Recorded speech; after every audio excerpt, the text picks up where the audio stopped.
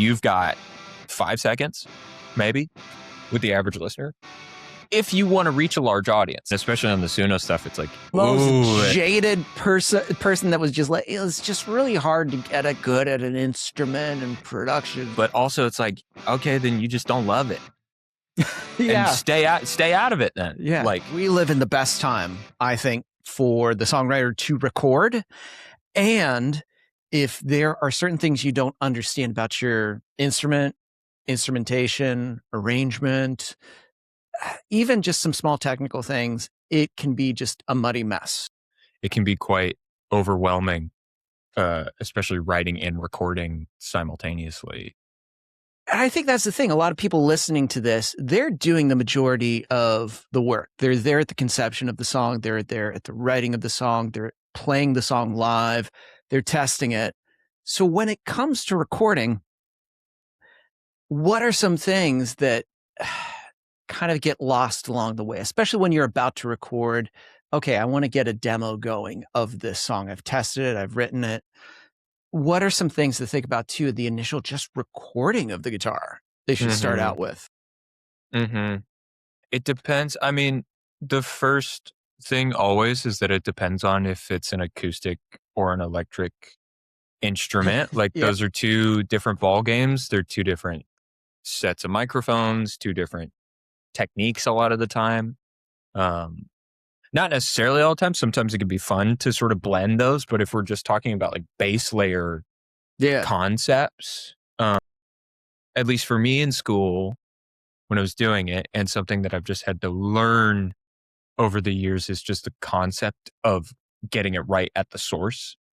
I think where a lot of people get tripped up is because there's so many digital options of compression and EQ and effects and all this crazy stuff, which is great.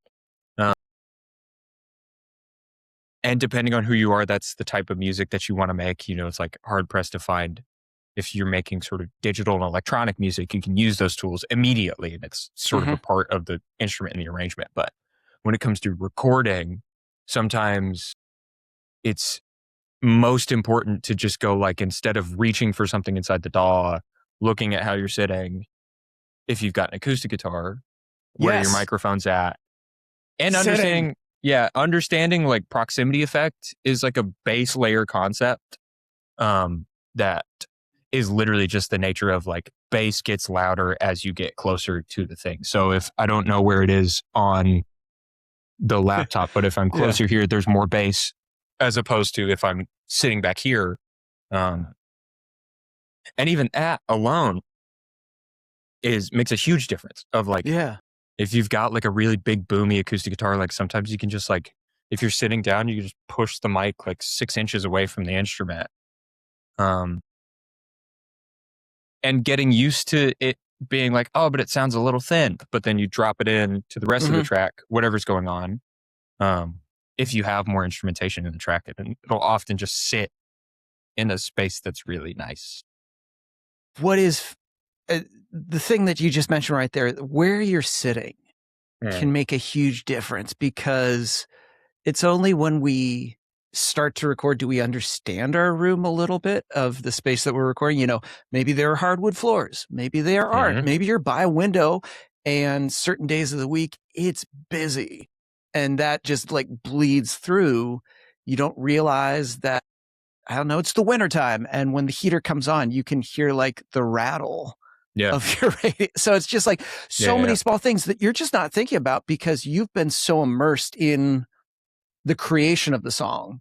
You think it's like, oh, I just hit record, but there are so many little tiny nuances that have nothing to do with the plugins, but literally everything to do with just where you're at and your space. Yeah. It's something I talk to a lot with a couple of the folks that I've had through this, is just going like, take 6 hours.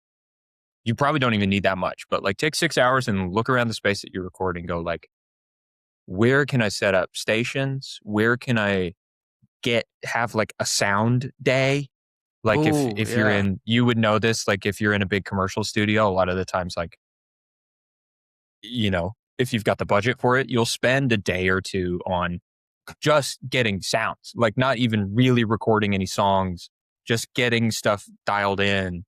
And now with the amount of people that are home recorders, the awesome thing about that is that you can spend a day on your sounds and leave it alone and never touch it again and just have that constantly set up in your room. Yeah.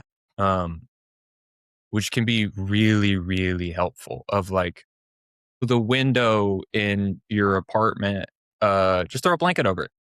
Mm-hmm. Like sometimes it's as simple as that. Like maybe it's not even street noise. Maybe it's the reflections off of a mirror and the window in your rooms that are creating all these sort of weird little artifact stuff. For a person listening to this, what would you mean by reflections? I know what you're talking about, like it, but if they're like, what do you mean reflections? You mean I see my music? Yeah, like literally the sound waves sort of bouncing off of a thing. Yeah. So it's like, even in this, like I'm just in a room right now, and there's a certain amount of sort of reverb and room effect. Yeah. That all of those are caused by reflections. There's like, if you're in Logic and you pull up the I think it's like the Silver Verb plugin or something like that, there's also like an early reflections control, which is sort of the like mimicking the sort of slapback sort of sound that happens at the beginning of a reverb. That's a great example of just like if you want to hear reflections in a really intense I feel setting. like with what you've given already, like this would be super helpful for someone that is just, especially just doing their basic demos. If they just got that bit right there and spent time with it. And maybe it's because it's just not the fun bit for some people. It's just like they want to get in, record, and they're going to love it. I'm going to get a publishing deal. I'm going to get that song cut. But like all of those things that you're doing right there end up, I think, best way to describe this, I think it's like also an impression. Like if you take that time to dial in your sound, understand your room, you're going to get already the best possible sound with the things that are in your control that you can adjust. And it comes across way better because you've given it some thought. I mean, we think already about like the melodies, the lyrics, and, you know, everything else. If we just give thought to that little piece right there, the overall effect, I think, of maybe our demo or just like what we're playing comes through better. And we can take moments to decide whether we need to adjust the chord, adjust the dynamic of how we're playing, or have a pause. Yeah. It's funny. I like, as someone who does all of it and also loves the sort of sound aspect of it, is that part is so much fun for me. Personally, that I get a lot of joy out of putting up microphones and figuring out the right spaces and taking the time to do that. And I also understand people not loving to do that all the time because it requires a certain amount of like fully different part of your brain. Yeah. That on the other hand can be really creative if you want it. So like for me, I like to think about, this is a little bit of a tertiary thing, but I love treating room mics as a way to build perspective emotionally. So like for example, I was recording an artist the other day and it was just a classical nylon instrument. And we had a really great condenser mic just sitting right in front of it. And they were like, can we get like just a room thing? We were in this studio that I work at up here in New York in Red Hook. And I pulled a couple of coals and the part was really tender and really sweet. And the thought that occurred to me is that like, what if the rooms are the listener sort of behind the wall, almost as if you're sort of creeping around the corner? Yeah. Like, how do I treat it like the listener's ears? How do I treat it in a way that's like giving it perspective that adds to the emotionality of the part and the arrangement of the song in the first place? So that's a small example of, for me, how I incorporate the sort of like where songwriters' heads often are at, which is the emotion of the song, the communication of what it means.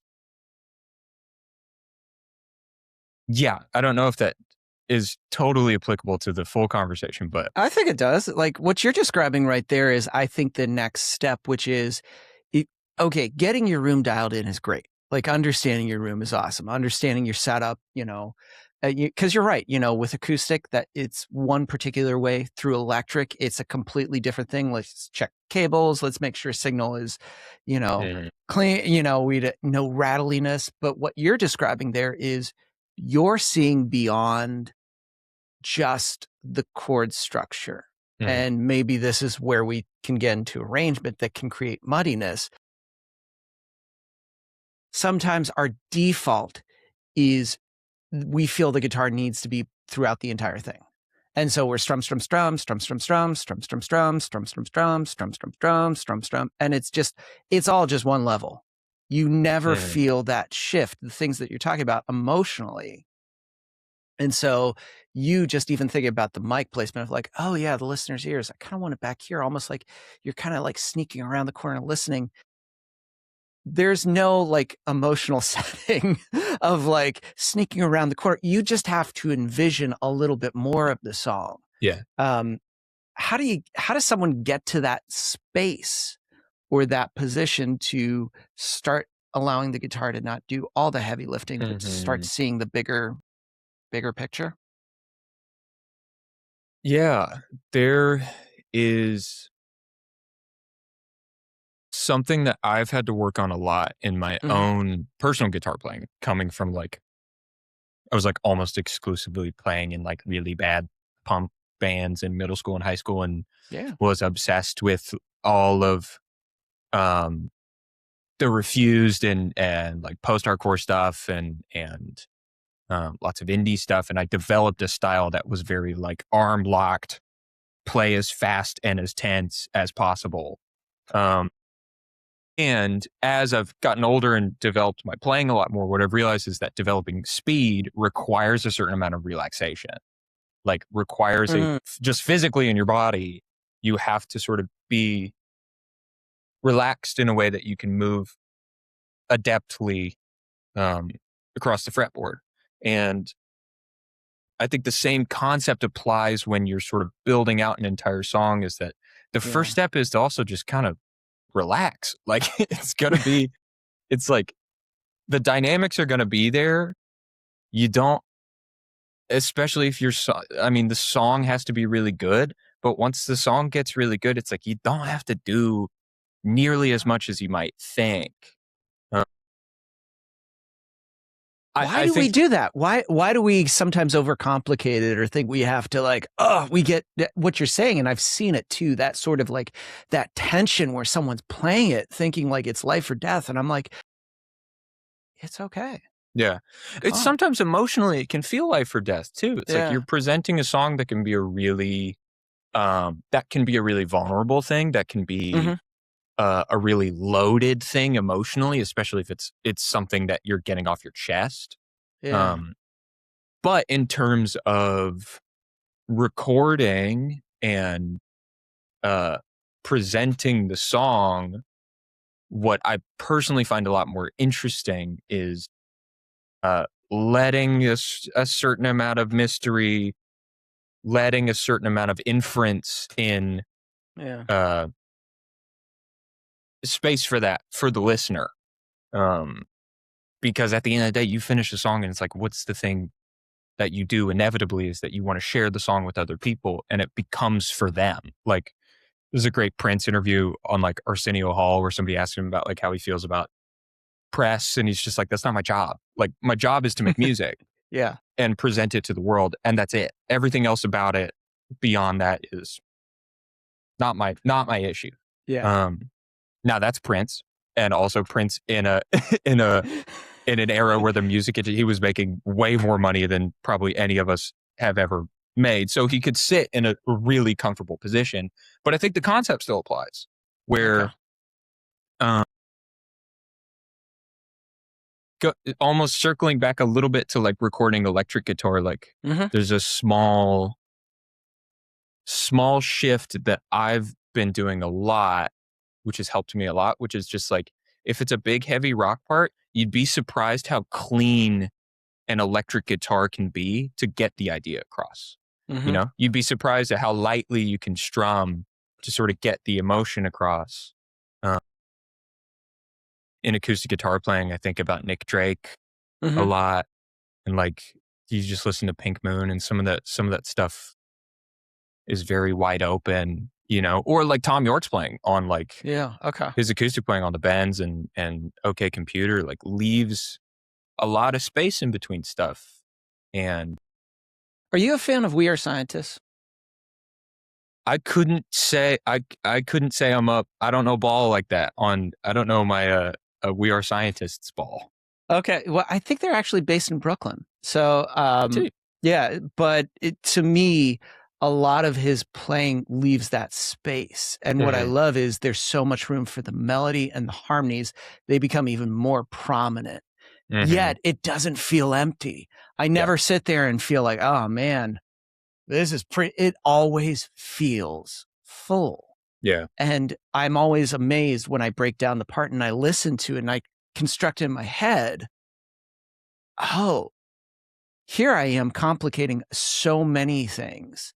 And yet things that they're doing are still supporting and, you know, not leaving room to make me feel like things are dropping under, but like I feel I have that floor and so much more. Didn't mean to rhyme. I have the floor and so much more. Wonderful. He's a poet. It sounds like an advert for, no, this 4th of July, I have the floor and so much more with our 4th of July savings. But no, it's just savings. That it feels full, but I'm always surprised at sometimes the minimalist movements that are happening and parts. Yeah. And it's just stripping away from me. Oh, there we go. I don't have to worry about that. Bowie's another great example of that too. Like if you, especially the sort of early like Tony Visconti stuff, like even just Ziggy Stardust is a great example of like in terms of electric and acoustic guitar playing. I'm not big on like so much of the glam stuff, but you can listen to those parts, and I can't remember the guitar player's name, but his parts are so simple. And there's generally just one electric on a lot of that stuff, but the way it fills out the space and actually makes it feel like a massive rock song is really cool. I have that a lot with I've been listening to a lot of Sonic Youth, and they have a record from 2007. I can't remember the name of it, but there's a song on there called Incinerate. And it's a great example of like really fantastic electric guitar arrangement that like if you key into it, it's real plinky. Like it feels like really small. But in a way that when I first heard it, didn't even realize it, you know? I just heard the song and I was like, wow, this is an amazing arrangement. I love these parts. I think it's also interesting. You and I are just talking about, and maybe this is connected to where our minds go for guitar, the absorption and analyzing of songs. When people go, how'd you figure that? How'd you figure this part out or do that? I'm like, I listen to a lot of things, but I love analyzing and trying to reconstruct or, find the little nuances of what has pulled me in to see if I can extract that in some way. Or like retroactively, like for me, a lot of the times it's like, I'll listen to a song 1,000 times and then go like, oh, there's a shaker in the left ear that I never noticed. That's like only in like 4 bars of the second verse or something like that.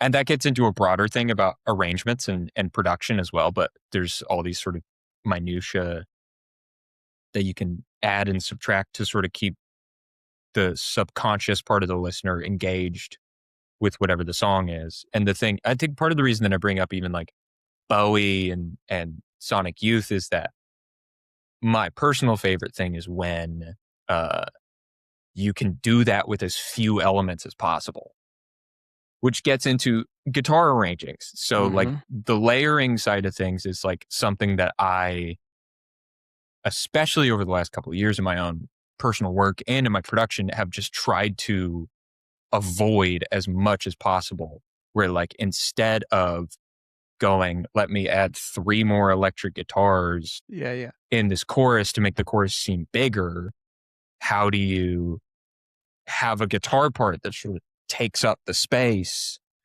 How do you play it in a way that takes up the space where you would layer a bunch of stuff? Sometimes that literally just means playing less in the verse prior.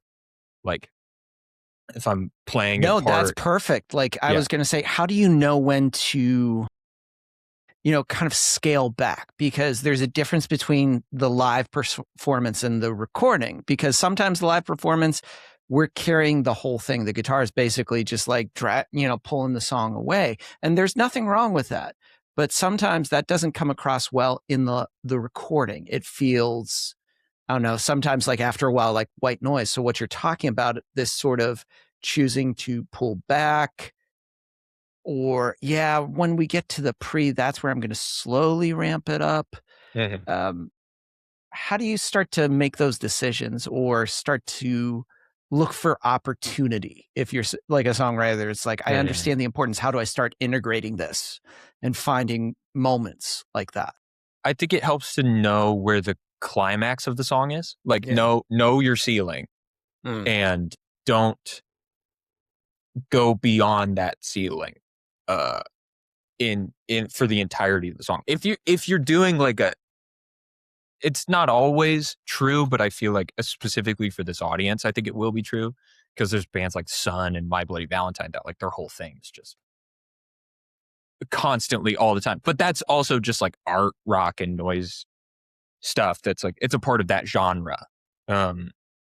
Most of the time with what we're talking about, which is like pop, country, rock arrangements, a lot of the times you need a payoff. Like you need to like have the moment in the song where people go, yes, like this is why I listen to this thing. I would say know your climax and know how to build from there in the same way that you would tell an interesting story or tell a really good joke. There are moments, there are peaks and valleys. Yeah. And you got to know where you want those peaks and valleys to be.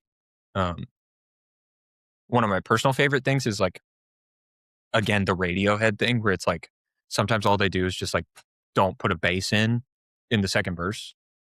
Like sometimes you'll have the entire arrangement and it's just going and it's like the chorus is louder, the verses are quieter, the bridge does like a slightly different thing. If you want to make verse 2 interesting, just like stop playing guitar. Stop playing bass. Take the cymbals out and just do a kick and snare thing. Yeah. Like just little things like that of just like take it away and then make me think about something else and make me swim in this part of the arrangement. It shakes up the ear, because the ear then goes like, oh wait, something dropped out. It just, because it feels like every couple of seconds you have to not necessarily add more things, but the idea of subtracting and taking something away is still get someone's attention, so that when you reintroduce it, it's like, oh, it's back. It feels new, but it's not. It's just like, hey, it's just back now. Yeah. Hey, it's Mike, and I'm jumping in the middle of this episode to invite you to the Songwriter Reset. Regardless if you just started writing or you've been writing your entire life, there are moments where we have to develop new skills, where we have to look and evaluate at our process. Over the course of a weekend, you're going to get live coaching with me. That's right, live coaching with me. Now, spots are limited, so if you're serious about this and you're ready to join, just click the link below or just scan the QR code right next to me. All right, let's dive back into the episode. There's also the like, is it Julia Michaels, the rule of 3 thing? That like, I think I know about this more from my sister, who's more of like a traditional songwriter. Yeah. And I, in my like armchair understanding of it, have applied it to arrangements a lot of the times where it's like, if I'm thinking about a mix, I can have all the layers in the world that I want. But like when the production and the mix shows up, it's like, there's probably going to be 3 things that people are listening to. And 9 times out of 10, it's the vocal, a drum, generally the kick and the snare, and probably the bass. Like if we're thinking about just the average listener,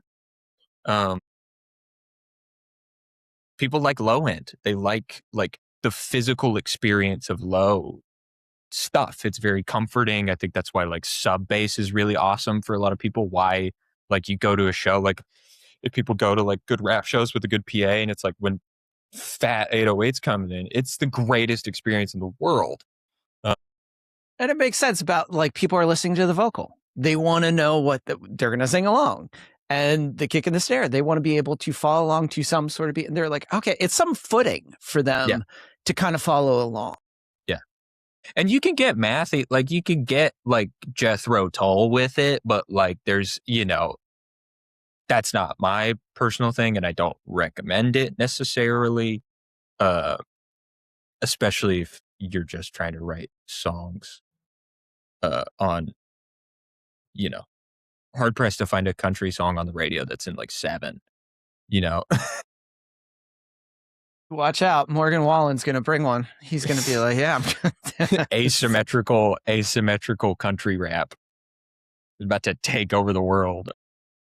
To me, and I'd be interested to hear your take on this. And I'd probably talk more about this in anything, especially like early on, one of the first courses that I set up. I probably talked more about the metronome than any other thing, and just the importance, and not that it's there to rule you and like, you know, show you how bad of a player you are, but that you have so much freedom once you get past that sort of like, oh, I play to a metronome.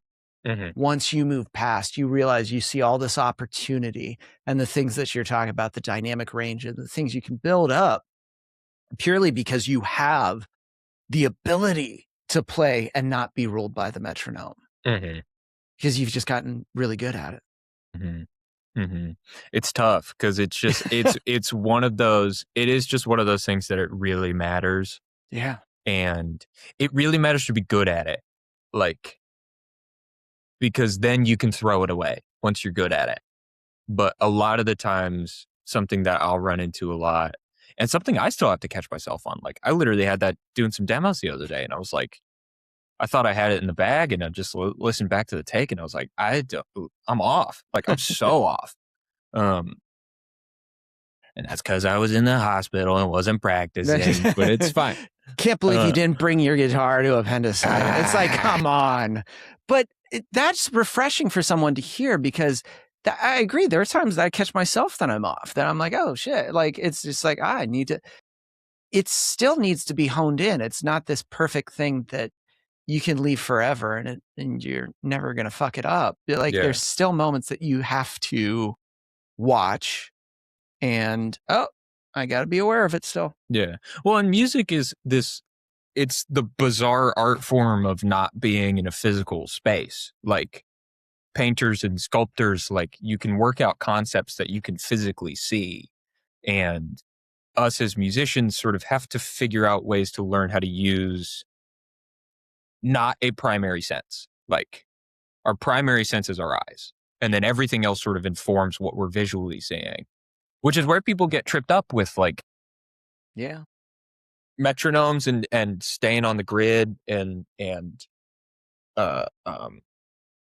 understanding, even like, this is like so specific and I don't even know if this is helpful information, but like understanding if you're quantizing an acoustic guitar, where do you put the strum? Like, where do you put, there's a whole transient on. I can't tell you how many people are like, can I quantize that? I'm like, you can, but like, it's tricky. It's going to be really hard to. And it's the same thing with recording. It's like, if you get it right going in, you don't have to worry about it. Yeah. And you can get good at the computer. You can get good at that stuff, but I don't think people write songs to get good at computers. No, they probably don't. And not. If you're already stressed with technology, I don't think the answer is you spending 2 to 3 hours of adjusting guitar transients. Yeah. To something that feels slightly human. Yeah. Yeah. Yeah. And if you're a dork like me, it's like, I like getting edits right. Like, don't get me wrong. Like, I will use it as an opportunity to sort of figure out I like manipulating audio and seeing what sort of sounds and stuff I can get out of it. But it's nice to get a mix from somebody I'm working with, or mix a record that I'm working on and pull up the session. And I'm like, cool, I don't have to like fix anything. Yeah. Yeah. And there's a weird middle ground with it too, because like I think for me, for a long time, I was somebody who was very interested in breaking rules, like and being sort of subversive and finding new and interesting ways to do stuff. And that is great. And I'm so glad I did that.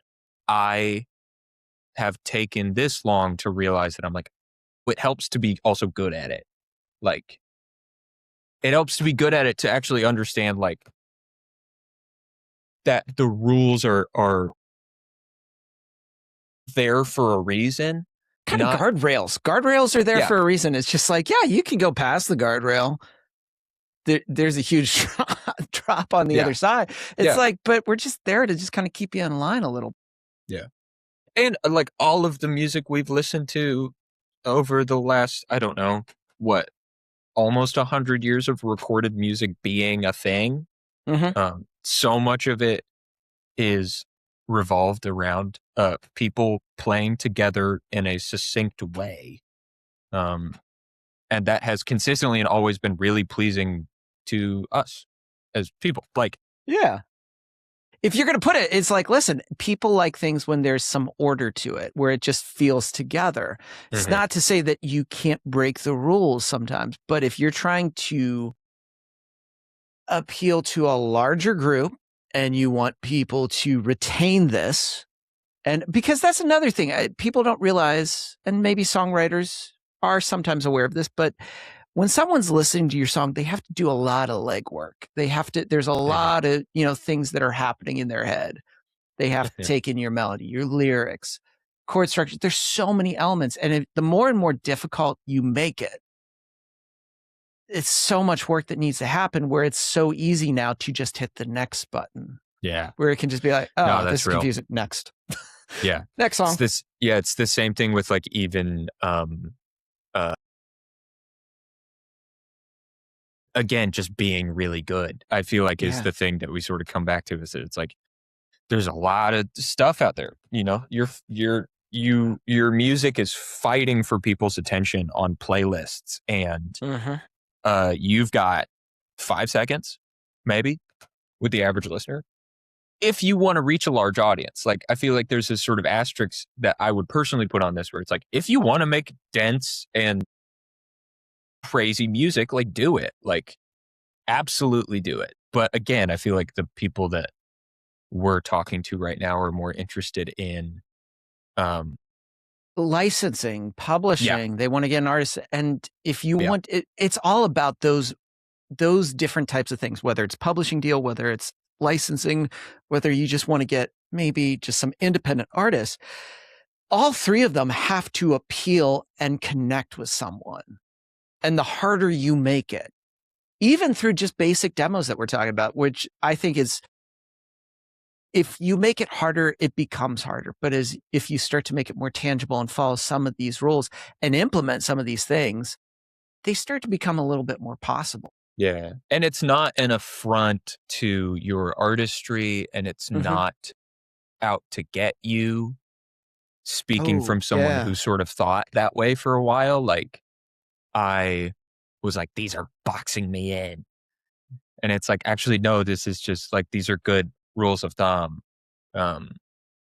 If we were to stay there, why do you think people do feel like it boxes them in, or get that sort of that idea in their head? I don't know. I can speak from my experience of like, I'm personally just someone who like doesn't enjoy being told what to do. I'm personally someone who likes music that historically pushed a lot of boundaries. And my first foot was going like, what is that for me? Which again, I think is a perfectly great question. But if we're talking about sync licensing and publishing and radio music and pop music, like that's what we're talking about on the sort of grand scheme of things. We're talking about pop music. That has to be, people aren't dorks like that. They want to listen to a song and go like, I like that song. Like, I like the song when I'm making dinner, or I like the song when I'm on my way to my work job or whatever, like because they love how it makes them feel. Yeah. And it loves it. And the feeling is the connection. And the harder it is to make that connection, the harder it is to get into their phones, their playlists, all the way that they're consuming music. Yeah. And when you say that to pop, people are like, pop, just popular music, consumable music. That's all it means. That's all pop means, is just like popular. Yeah. It's just not a bad word. No. It's actually also a really awesome time right now in pop music, I feel. Like there's a lot of records coming out that like even like Olivia Rodrigo's most recent album, I would, especially if people like guitar music in general, highly, highly recommend. It's delicious all the way through. The album's so good. I'm also a massive Cure fan, and she sort of pulls from them in ways that like I didn't think would come back in the sort of popular zeitgeist as much anymore. Just like, I don't know, like crazy fast strummy guitars and 16th note hi-hat grooves and like bass sixes with like chorus on them carrying leads. And at the end of the day, the music just makes you feel something. And it's quite simple. A lot of that stuff. And I think too, that's when it comes down to it, if we were to strip down the kind of some of the points that we hit, like the first is understanding your space in your room. The part that you're about to play, it's okay to simplify, because remember, there's going to be different steps along the way that you've got to guide your listener. And sometimes you're going to play, sometimes you're not. If you can start to add those elements into your very basic recordings, like you don't have to worry about like building it out to like where it's like 45 tracks and I've got 35, no, just the most digestible demo for someone to listen to. Like if they want to have you produce it and they create at least just like, here's my sketch of what I have. I find that that is such a good communication tool to leverage your ability as a songwriter, your vision, the thing that you're really good. It's just a great calling card, essentially, to showcase this is what I'm capable of. And ultimately, if you could start to do that, I think that also gives you a little bit of leverage in songwriting and just, do a quality guitar demo. I think is huge, because so many people why are so many people running to Suno in the beginning? Because they can't do it. Yeah. And then suddenly now the huge industry is kind of pushing back, like, actually, Suno, I don't want that. I'd rather not. Yeah. So suddenly now they're like, oh no, I made all these demos with Suno. I can't use that. They're still in the same place. Yeah. Yeah. It's so real. And especially on the Suno stuff, it's like even that clip was floating around of the CEO going like, it's not fun to make music anymore. And it's just like, ooh. The most jaded person that was just like, it's just really hard to get good at an instrument, and production, so much work. And it's like, what? It's like two things. It's like kinda, yeah. Yeah. In a certain sense, yes. What we've been talking about are like sort of things that you have to functionally just practice. Like you just got to do it over and over again. And that takes up time that you can't be scrolling on your phone or hanging out with your friends or doing whatever. But also it's like, okay, then you just don't love it. Yeah. And stay out of it then. Yeah. Like that's what I would say to like, we can cut this. This could be a whole. No, this is fine. We had a huge thing about Suno that Maddie and I talked about, how some people disagreed. They were like, no, this is great because I don't have time to make music or build productions. I was like, well, then this might not be the industry for you. And then we had a whole bunch of people that were like, no, I completely agree. It takes time. It's, you have to love it, because that, this is the thing that you're building your career on, and you're going to have to get used to like those moments of, it's going to be tough. Yeah. It's going to be really hard. I had a friend who knew a guy and for their sake, I won't name names necessarily, but was in a band, in a very big 90s band that did very, very well for themselves. And talking to him about what it's like and what his world has been like, having made over a dozen records and seeing a lot of success. And he's just like, dude, there's a lot of days that I don't want to go to the studio, but it's my job.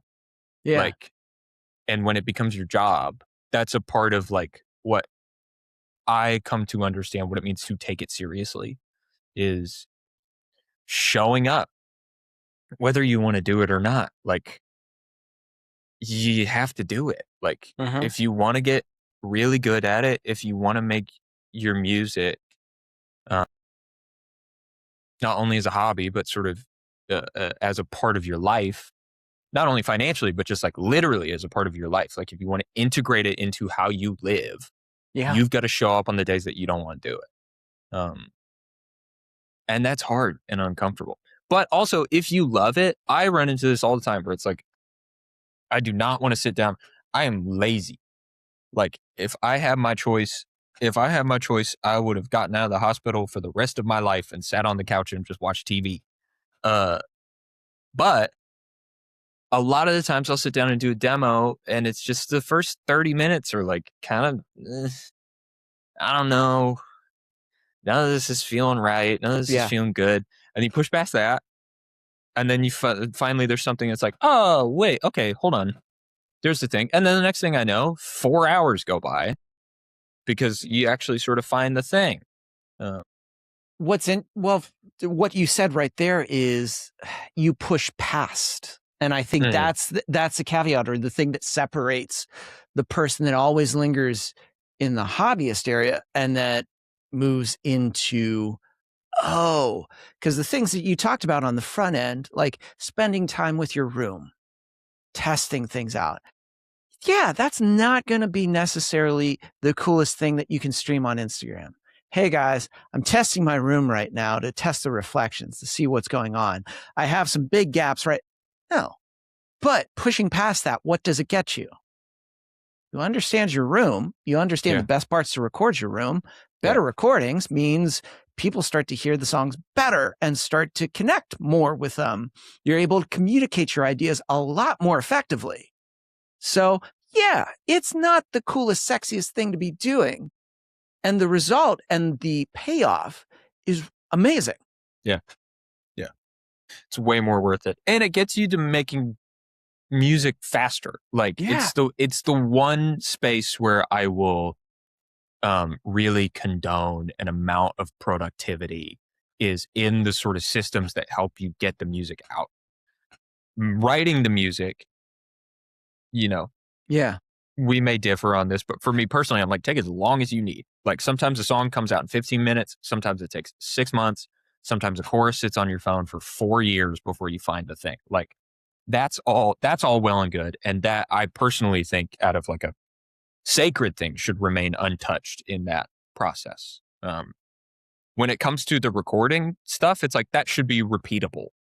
And there's a reason that recording engineers are called engineers in a certain sense. It's like, I think about it as a sort of more cerebral, functional task to get the music completed as a demo or as a full production or as a mix, whatever it may be. But the more you can sort of hone that in for yourself and what makes sense for what you do, the faster you're going to churn out more songs. If you don't have to think about, if you take the time to like not have to think about your microphones after a while, where you just know it's like, this is where I put my thing. This is where I really like it. Leave it set up, leave it plugged in, just leave it on so that when you sit down at the computer, like you can just turn around and do it. That stuff will help you go the extra mile in small, incremental, but quite exponential ways, I think.